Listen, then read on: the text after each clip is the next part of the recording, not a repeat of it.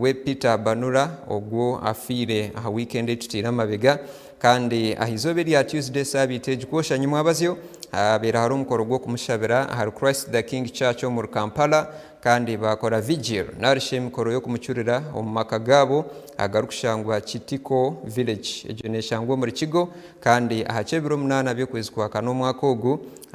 babasa kubana bamutwara nyuma abazyo muri Kikube district headquarters babasa kubana bagira haushaha in a special sitting council yo kumucyurira kandi batyo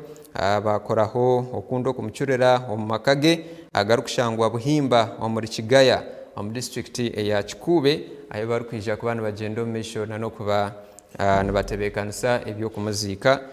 kandi ebindi ebimwe ebiru kumukwataho omukuru ogu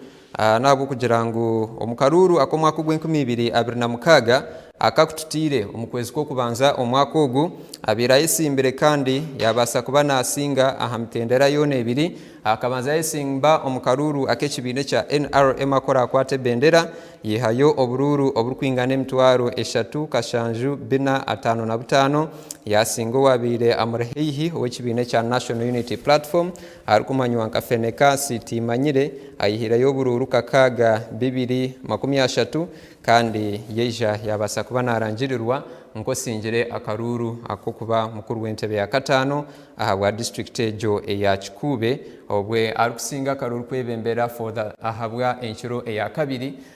kandi yabayorekerire okuba narahira nabebembezi abandi bona abarukwija kurahizibwa omukwezi okwa katano kurukwija omwaka ogu 2026 nahabwe echo eshaheji ebiriyo nebitebekanisibwa nebyo kurebeka ngu bamuzika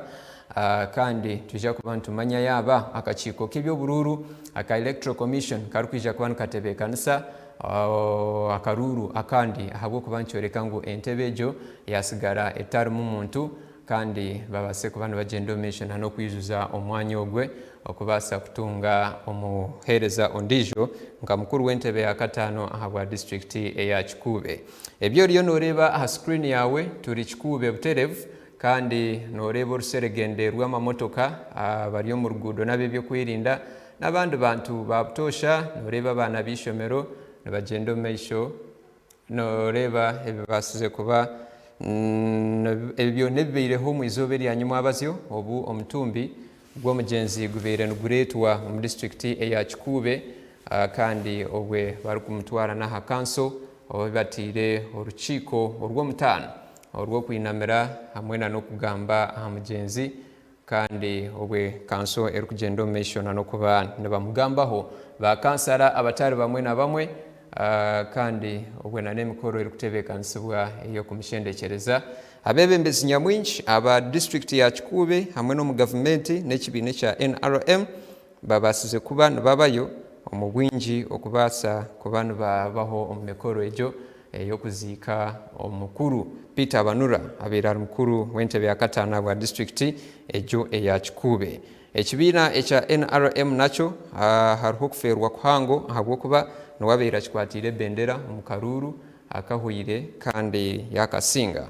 nabwo echo nebeja kuba bareto ndijo oburyaho akachiko kebyo bururu aka electoral commission kukaraheze okuba nkatekaho ondijo orachikwatire ebendera omukaruru kaba katebekanisibwe eka turebeho eka tushitweho ebibeireho nyuma abazyo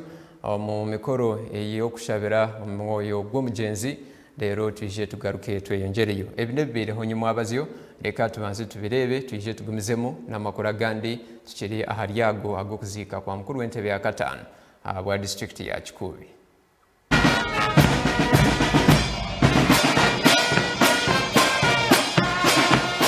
Mugenzi Banura nagambwa kuba yabera twira abakozi be arfamiye irukushanga muri Bukinda internally displaced camp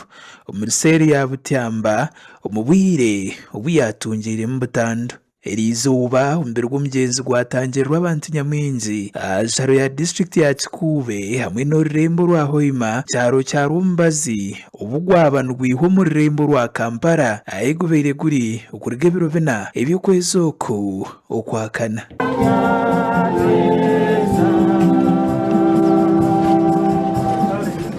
batakamutwaire ha kitebe kikuru kya district aho bari kukiiko mu rukiiko rukwebembera district ya Kikuube baba nibamugambaho abanza kubaho kushaba okwayebemberwa Monsinya Reverend Mugisa Robert. Omu butumwa bwe Monsinya Mugisa yagamba ha mugenzi nkaha muntu obeire aine okwikiriza kwingi atyo nikwo kwehanangiriza abantu okugira amagara againe ekirari. Banura ono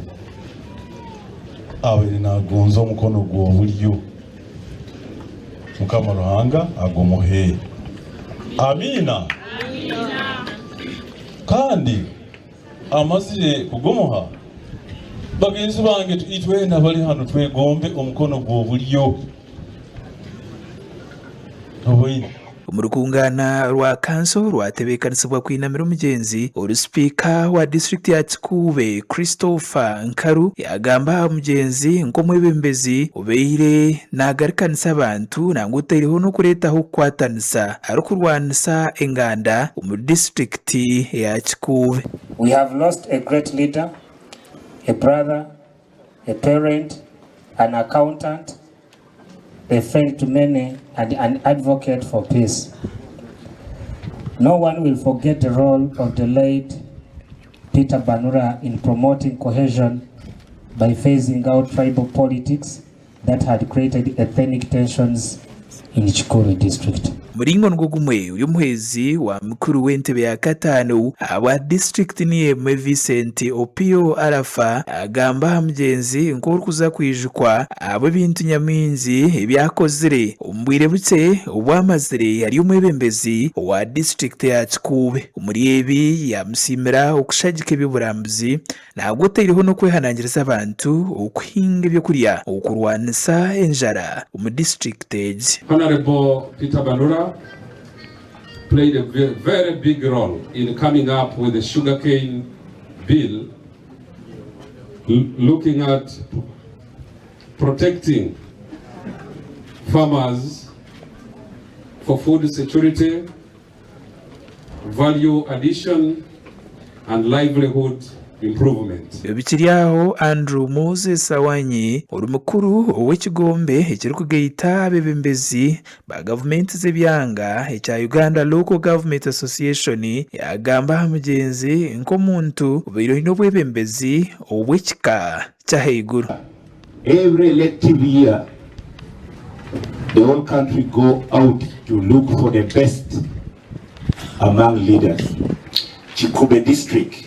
I want to applaud you. You had a leader in Peter. Umurukungana ndorumwe bakansara bari kushitama hari kikoru bagamba ha mugenzi nk'omuntu obeire nayebemberaze kandi obeire nayegesa nabebembeza bato. We have lost a mentor in Peter Banura. We have lost a unifier. Banura has been God-fearing and religious. Was a listening leader and we shall miss him. Makuraga gasha kwa God asaba abatayari West muri Kikuube.